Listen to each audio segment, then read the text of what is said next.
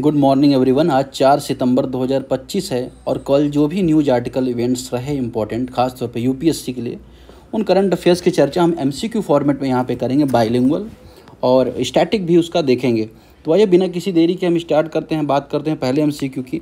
पहला जो एमसीक्यू है किस से रिलेटेड है, यहाँ पे आप देखोगे ये पेंटेड स्टॉक से रिलेटेड बात हो रही है कि पेंटेज स्टॉक होता है जिसे माइस्ट्रेनिया ल्यूकोफेला कहा जाता है, एक large wedding bird found in fresh water wetland. तो स्वच्छ पानी में इसे पाया गया है, कहाँ पे? एग्रीकल्चर फील्ड्स में, इरिगेशन कैनल्स में, ट्रॉपिकल एशिया में। तो जो उष्णकटिबंधीय एशिया है उसमें जो ताज़े पानी के वेटलैंड्स होते हैं, एग्रीकल्चर एरियाज़ होते हैं, नहर में पाया जाता है।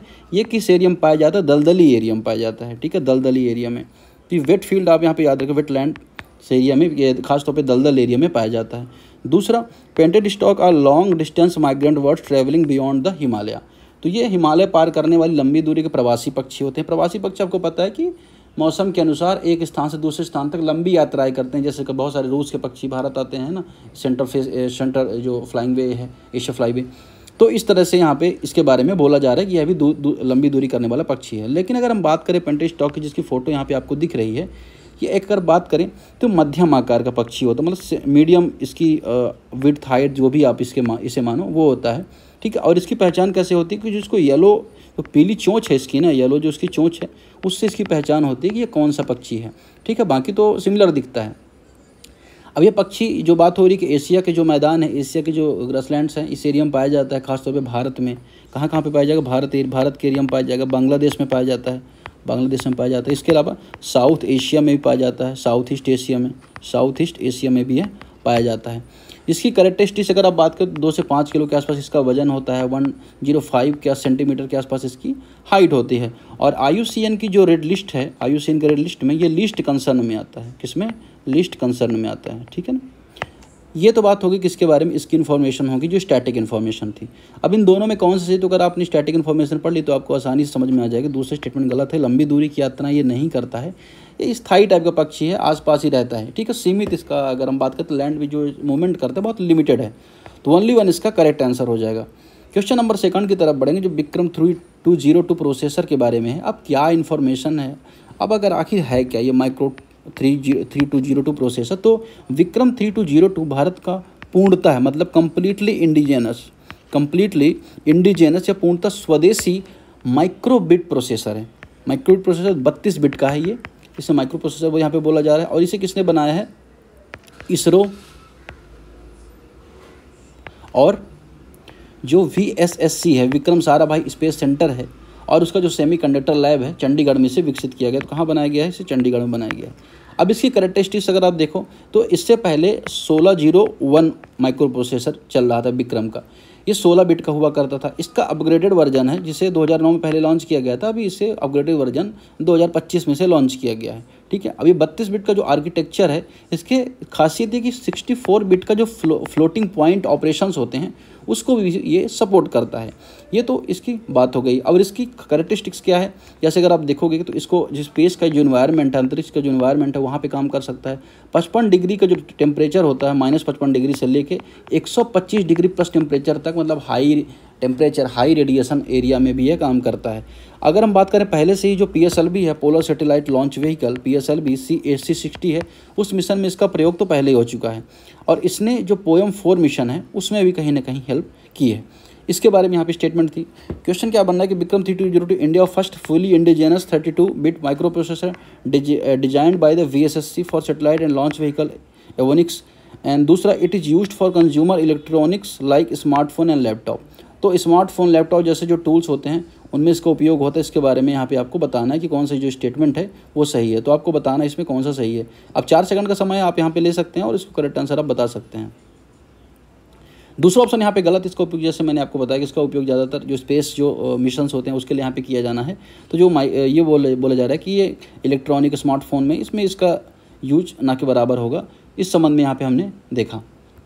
क्वेश्चन नंबर 3 देखेंगे, consider the following statements. Equity derivatives include future option swap and forwards use for hedging speculation portfolio management.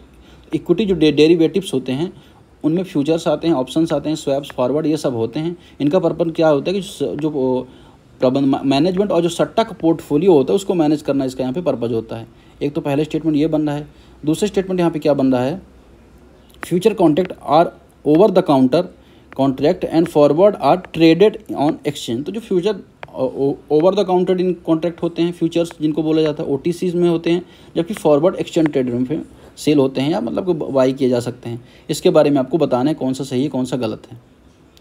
अब अगर आपको नहीं पता हो तो हम थोड़ा सा देख लेते हैं कि जो इक्विटी डेरिवेटिव्स होते हैं वो एक तरह के फिनेंशियल टूल्स होते हैं जिनका जो वैल्यू होता है स्टॉक इंडेक्स के बेसिस पर तय होता है। तो जो भी चाहे फ्यूचर्स की बात करें, ऑप्शंस की बात करें, तो स्टॉक और उसके जो इंडेक्स होते हैं उसके बेस पर इनका तय होता है। और इसके टाइप अगर आप देखोगे जो फ्यूचर्स हैं, एक तो फ्यूचर हो गया।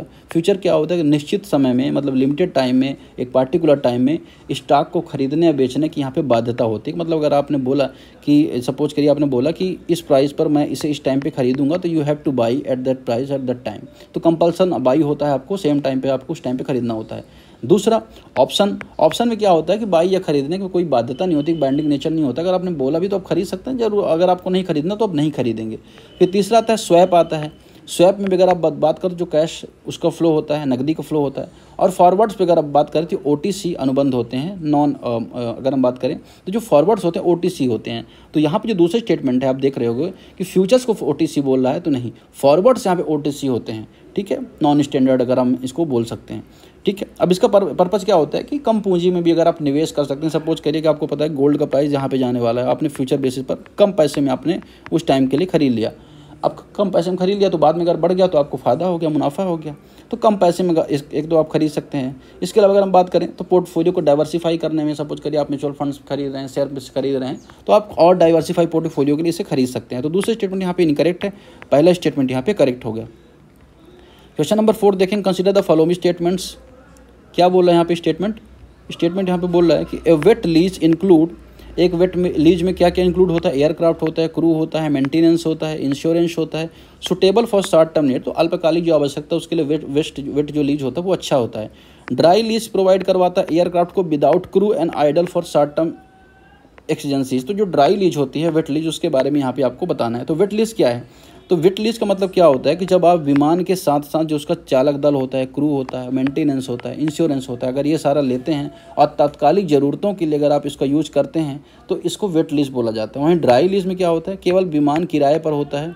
ठीक है, चालक दल जो होता है मेंटेनेंस किराएदार संभालता है। ठीक है, साथ ही अगर हम बात करें लॉन्ग टर्म का जो विस्तार है उसके लिए भी आवश्यक होता है। ठीक है, इसके अलावा डैम्प लीज भी एक होता है। डैम्प लीज के बारे में आपको ना पता हो तो मैं बता देता हूँ। ये अगर बात करो तो माइनर एक तरह का वेट लीज होता है, आंशिक या सूक्ष्म वेट लीज होता है। ठीक है, यहाँ पे क्या होता है कि जो चालक दल होता है मतलब क्रू मेंबर जो चलाते हैं वो जो किसके द्वारा डील किए जाते हैं, रख रखाव दिया जाता है, और बाकी जो कैबिन क्रू होता है किराएदार के द्वारा डील किया जाता है। और ये सारा कंट्रोल किसके अंतर्गत होता है, DGCA के द्वारा कंट्रोल होता है। ठीक है, ये चीज़ आपको यहाँ पे याद रखनी है। आगे बढ़ेंगे अगले क्वेश्चन की तरफ बढ़ते हैं और देखते हैं अगला क्वेश्चन क्या है। क्वेश्चन नंबर 5 देखते हैं। क्वेश्चन नंबर 5 में क्या है, भारतीय is an initiative by APEDA का एक भारतीय इनिशिएटिव। यहाँ पे कौन सा सही है ये आपको बताना था। तो इसमें करेक्ट आंसर आपको यहाँ पे सेलेक्ट करना है कि ओनली है, ओनली टू, बहुत यहाँ पे करेक्ट है या इनमें से कोई नहीं, आपको यहाँ पे करेक्ट आंसर बताना है। तो क्या हो क्वेश्चन 4 का सही आंसर वो होगा ए। सेकंड ऑप्शन यहाँ पे गलत है। ठीक है, तो पहला ऑप्शन यहाँ पे करेक्ट हो जाएगा, only 1 is the correct answer. Question number 5 की तरफ बढ़ेंगे। क्वेश्चन नंबर 5 यहाँ पे क्या कह रहा है, कंसिडर द फॉलोइंग स्टेटमेंट्स, किसके बारे में बात कर रहा है, भारतीय अपीडा के बारे में बात कर रहा है। अब आखिर है क्या भारतीय अपीडा के बारे में आपने नहीं पता होगा। अपीडा क्या होता है, अगर आपको अपीडा पता है जो एग्रीकल्चर से रिलेटेड इंस्टीट्यूट है तो आपको इसके बारे में भी पता होगा। अपीडा में अगर हम बात करें तो जो भारतीय अपीडा जिसके बारे में बात की जाए, इसका फुल फॉर्म अगर आप बात करो तो क्या होता है, Bharat hub for agritech resilience advancement incubation for export enable. ठीक है, तो इसका पर्पज़ क्या है कि जो 100 एग्रीकल्चर जो फूड है, एग्रीटेक्स हैं, ऐसे स्टार्टअप को सक्सेसफुल बनाना, ऐसे स्टार्टअप को स्ट्रॉन्ग बनाना, सफल बनाना। और यहाँ पे यह भी पर्पज़ है कि 2030 तक क्या करना, जो एग्रीकल्चर का जो एक्सपोर्ट है उसको कितना करना, $50 बिलियन करना, $50 अरब जो एग्रीकल्चर उसको एक्सपोर्ट यहाँ पे करना है। अब इसमें किस तरह का सपोर्ट दिया जाएगा, जैसे GI टैग है, इसके अलावा ऑर्गेनिक जो सुपर फूड है उसको चाहे बनाना हो, इसके अलावा अगर आप बात करें जो डेयरी प्रोडक्ट है उसको इन्हेंस करना हो, टेक्नोलॉजी का जो एग्रीकल्चर में यूज़ करना हो, ये सारी चीज़ों को यहाँ पे यूज़ करने के लिए प्रोत्साहन दिया जाएगा। यहाँ पे स्टेटमेंट कह रहा है कि Bharati is the initiative by APEDA to foster agritech startup, enhance India's agri food export and target 50 billion by 2030। तो 2030 तक जैसा कि मैंने आपको बताया कि जो एग्री टेक स्टार्टअप उनको यहाँ पे आगे बढ़ाने का प्रयास है, जिससे $50 बिलियन एक्सपोर्ट भारत का कृषि का जो निर्यात है वह हो जाए। दूसरा, it focus only on organic food startup, exclude livelihood. तो देखिए लाइवलीहुड या पशु जो धन है उसको एक्सक्लूड नहीं करता है, उसको भी ये क्या करता है, सपोर्ट देता है। तो ये चीज़ आपको यहाँ पे याद रखनी है। दूसरे स्टेटमेंट यहाँ पे इनकरेक्ट है, पहला correct, only one is the correct answer. Question number 6 देखेंगे, कंसिडर द फॉलोइंग स्टेटमेंट्स। यहाँ पे बात करें Gastrochilus pechei is a newly found orchid species in Arunachal Pradesh previously known only from Myanmar. तो जो ग्रस्टेलिया पिकाई है वो अरुणाचल प्रदेश की आर्किड एक तरह की प्रजाति है, और उससे पहले अगर हम बात करें ऐसा माना जाता था केवल ये अरुणाचल प्रदेश में पाई जाती है। ठीक है। दूसरा, Arunachal Pradesh is often referred to as a orchid state India due to its high orchid diversity. तो अरुणाचल प्रदेश को हाई ऑर्किड जो डाइवर्सिटी होती है उसकी वजह से एक ऑर्किड स्टेट डिक्लेयर किया जाता है, ऑर्किड स्टेट माना जाता है। इन दोनों में से कौन सा करेक्ट आंसर है आपको यहाँ पे बताना है। करेक्ट आंसर कौन सा? करेक्ट आंसर हो जाएगा दोनों सही हैं, इसके ए और बी दोनों सही हैं, सी इसका करेक्ट आंसर हो जाएगा। अगर आप बात करो तो ये एक नई प्रजाति है, ठीक है, जो इससे पहले तो म्यांमार में पाई जाती है लेकिन अरुणाचल प्रदेश में पाई जाती है। और अरुणाचल प्रदेश आर्किड स्टेट है, ये बात यहाँ पे से 60% जो भारत का आर्किड है, आर्किड डाइवर्सिटी यहाँ पे आपको देखने को मिलेगी। साथ ही जो इकोलॉजी है, उस कंजर्वेशन है, बायोडाइवर्सिटी, उसके रिगार्डिंग अरुणाचल प्रदेश इंपॉर्टेंट हो जाता है। ठीक है। क्वेश्चन जो 6 है उसका सी आंसर सही हो जाएगा। क्वेश्चन नंबर 7 की तरफ बढ़ेंगे। एक्सरसाइज मैत्री के बारे में यहाँ पे देखेंगे, जो भारत और थाईलैंड के बीच में हुई है, एक बायलैटरल मिलिट्री एक्सरसाइज है। ठीक है। अब अगर हम बात करें यहाँ पे एक्सरसाइज मैत्री is a joint military exercise between India and Thailand focusing on counter terrorism operation in semi urban terrain. तो जो सेमी अर्बन अर्धशहरी इलाके हैं वहाँ पे आतंकवाद से निपटने के लिए एक्सरसाइज को कंडक्ट किया गया है, जिससे ऐसी परिस्थिति में आतंकवाद से निपटा जा सके। दूसरा, the 14th edition of schedule to be held in Meghalaya India. तो जिसका नेक्स्ट एडिशन है, अगर हम बात करें 14 जो एडिशन है वो कहाँ पे शेड्यूल किया गया, मेघालय में किया गया। इसमें करेक्ट आंसर आपको बताना है कौन सा करेक्ट है या इनकरेक्ट है। बात करें तो करेक्ट आंसर कौन सा हो जाएगा, बोथ दोनों ही करेक्ट स्टेटमेंट यहाँ पे करेक्ट है। इसका जो 14 जो संस्करण है या अगर हम बात करें एडिशन है, ये कहाँ पे होने वाला है, मेघालय में होने वाला है। तो ये भी आपको यहाँ पे याद रखिएगा, वनडे एग्जाम के दृष्टिकोण से भी इंपॉर्टेंट हो जाता है। सिविल सर्विसेज में भी इस तरह से क्वेश्चन पूछे जा सकते हैं। ठीक है। और क्वेश्चन नंबर 8 की तरफ बढ़ेंगे। Consider the following statements. Coconut development board CDB is statutory body under the ministry of agriculture and farmer welfare headquarter in Kochi Kerala. तो जो कोकोनट विकास बोर्ड है वो एक वैधानिक संस्थान है, कोची केरला में उसका हेडक्वार्टर है। तो ये पहला स्टेटमेंट हो जाता है।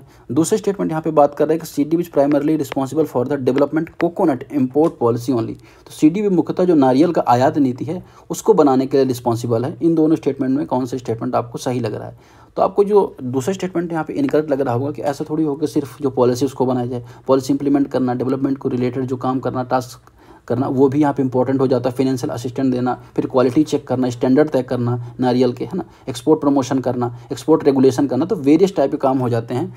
और ये जो बोर्ड है उसको इस्टेब्लिश किया गया था 1981 में। इसका हेडक्वार्टर कहाँ पे है? केरला में है, जो कोकोनट के एक्सपोर्ट को बढ़ावा देगा। तो only one is the correct answer. Second जो ऑप्शन इसका यहाँ पे इनकरेक्ट हो जाएगा। क्वेश्चन नंबर 9 की तरफ बढ़ेंगे। Consider the following statements. Foreign tribunal were constituted under the foreign act 1946 and currently exist mainly इन असम। तो जो विदेशी ट्रिब्यूनल अधिनियम है इसे 1946 अधिनियम के तहत बनाया गया था, जो हाल में सिर्फ कहाँ पे एक्टिव है? असम में एक्टिव है। पहला स्टेटमेंट बोल रहा है। दूसरा स्टेटमेंट क्या कह रहा है? दूसरा स्टेटमेंट यहाँ पे यह कह रहा है कि These tribunals have the power equivalent to first class judicial magistrate under the recent amendment। हाल के संशोधन के तहत इनको प्रथम श्रेणी का न्यायिक मजिस्ट्रेट समकक्ष अधिकार प्राप्त है। अब इन दोनों स्टेटमेंट में कौन सा सही आपको यहाँ पे बताना है। तो यहाँ पे बोथ 1 और 2 इसका करेक्ट आंसर हो जाएगा। अगर हम बात करें इसके बारे में कुछ डिटेल, तो आप यहाँ पे देखेंगे कि जो फॉरेन ट्रिब्यूनल एक्ट है उसे 1946 के तहत तो बनाया गया, ठीक है, एक्ट के तहत। लेकिन 1964 में एक आदेश आता है, ऑर्डर आता है। उस ऑर्डर के द्वारा इसको सेमी जुडिशियल बॉडी एक तरह से बना दिया जाता है, मेनली जो असम में सक्रिय है। अब इसका पर्पज़ क्या है कि 60 दिन के अंदर जो भी कहते हैं ना कि जो विदेशी डिक्लेयर किया जाता है किसी व्यक्ति को, उसके विवाद का जो निपटारा है 60 दिन के अंदर होना चाहिए। सिविल न्यायालय जो फर्स्ट कैटेगरी को होते हैं उसके बराबर इसको शक्ति प्राप्त है, अर्थात जो वारंट जारी कर सकता है, समन जारी कर सकता है, जाँच कर सकता है, और नागरिकता किसी की ज्ञात ना हो पाए उस व्यक्ति की गिरफ्तारी भी कर सकता है। तो इस एक्ट में ये सारे प्रोविजन आपको देखने को मिलते हैं। ठीक है, दोनों ही ऑप्शन यहाँ पे करेक्ट। लास्ट क्वेश्चन देखेंगे। Consider the following statements. Jarosite is the potassium iron sulphate minerals commonly found in arid saline environment and volcanic deposit on earth. जो जेरोसाइट होते हैं, पोटेशियम लौह सल्फेट खनिज तो हैं ही। अब पृथ्वी के जो कहते हैं ना कि ड्राई एरियाज़ हैं, एक और जो साल्टी एरियाज़ है वॉल्केनिक एरियाज़ में पाए जाते हैं। दूसरा, it discovery on Mars provided strong evidence on the planet historical water presence. मंगल पर जो इसकी खोज हुई है तो इससे लग रहा है कि पहले कभी न कभी यहाँ पे पानी के प्रमाण जरूर थे। अब इन दोनों स्टेटमेंट में आपको बताना है कौन से स्टेटमेंट यहाँ पे करेक्ट है। क्वेश्चन नंबर 10, तो अब इसमें कौन सा करेक्ट हो जाएगा? करेक्ट आंसर हो जाएगा सी, बोथ। मतलब दोनों स्टेटमेंट यहाँ पे करेक्ट है। जेरोसाइट के बारे में जो बात की, तो जेरोसाइट जिनमें पोटेशियम, लोहा, सल्फेट खनिज जो मिनरल्स होते हैं, मेनली गर्म एरिया में, शुष्क एरिया में या वोल्केनिक एरिया में पाए जाते हैं। पृथ्वी में इनकी उपस्थिति देखी जाती है, खासतौर पर जहाँ पे ज्वालामुखी बनते हैं। तो मंगल पर जब खोज हुई है, इससे पता चल सकता है कि जो जल की मौजूदगी कभी न कभी यहाँ पर थी। ठीक है, क्योंकि इसका जो पर्पज होता है, तो खाद्य जो कहते हैं ना कि जो खाद्य जो पदार्थ होते हैं उसको जमा करने में, स्टोर करने में भी इसका यूज होता है। तो ये जो अभी रिसेंट खोज हुई है मंगल ग्रह पे, उसके लिए काफ़ी इंपॉर्टेंट है। तो आज की डिस्कशन फिलहाल इतना ही। मिलते हैं, कैसा लगा आपको? लाइक करें, सब्सक्राइब करें, बेल आइकॉन भी दबाएं। Thank you very much.